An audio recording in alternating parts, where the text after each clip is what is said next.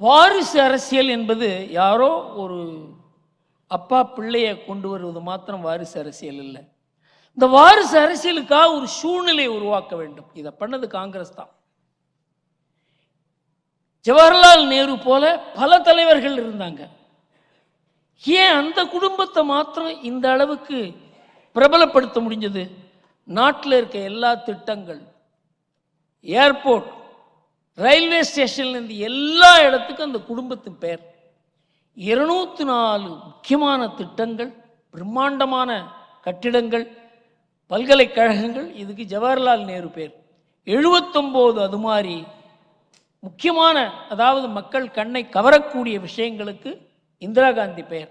54 ராஜீவ் காந்தி பெயர். இப்படித்தான் ஒரு சூழ்நிலை உருவாக்கப்படுகிறது.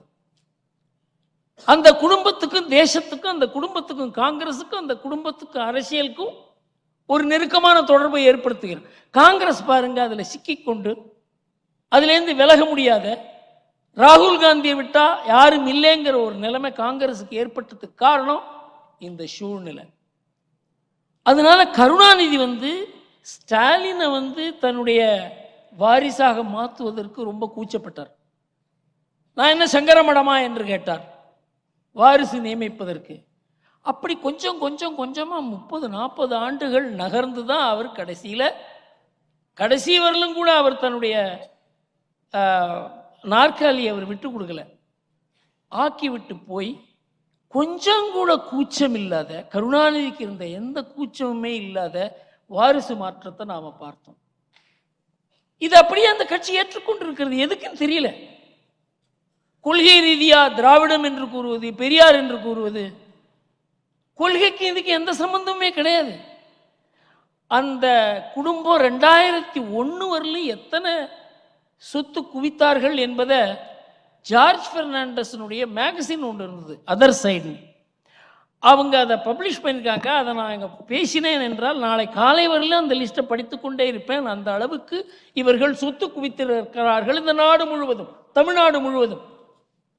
ஆனால் இவங்க அந்த எலெக்ஷன் அப்ளிகேஷனில் போடுவாங்க இல்லையா, அதில் ஸ்டாலினுக்கு 8 கோடி ரூபா தான் சொத்து இருக்கு. இந்த அளவுக்கு சொத்து குவித்து அதை மறைத்து, நம்ம பழகருப்பையா சொன்ன மாதிரி அந்த சொத்துக்கள் மூலமாக மறுபடியும் ஆட்சி, அதற்கு பிறகு மேலும் அதன் மூலமாக சொத்து.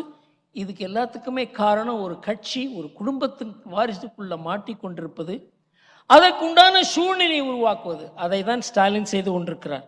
எல்லா திட்டங்களுக்கும் கருணாநிதி பெயர், கட்டிடங்களுக்கு கருணாநிதி பெயர். அது பட்டியல் படிக்க வேண்டிய அவசியம் இல்லை. அதாவது தமிழ்நாட்டில் திமுகவிலேயே வேற எந்த தலைவரும் கிடையாது.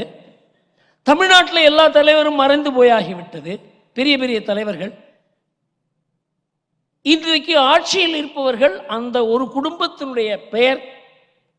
அதை காங்கிரஸ் எப்படி இந்த தேசத்தையே தனதாக்கி கொண்டதோ, சாதாரணமான மக்களுக்கு எல்லாம் நேரு, இந்திரா காந்தி, ராஜீவ் காந்தி அப்படி என்று மாறியது போல தமிழ்நாட்டிலையும் இந்த மாதிரி ஒரு சூழ்நிலையை உருவாக்குவதற்கு ஒரு பெரிய திட்டம் நடந்து கொண்டிருக்கிறது. இது சாதாரண பெயர் வைப்பது மாத்திரம் என்று நாம நினைக்க கூடாது.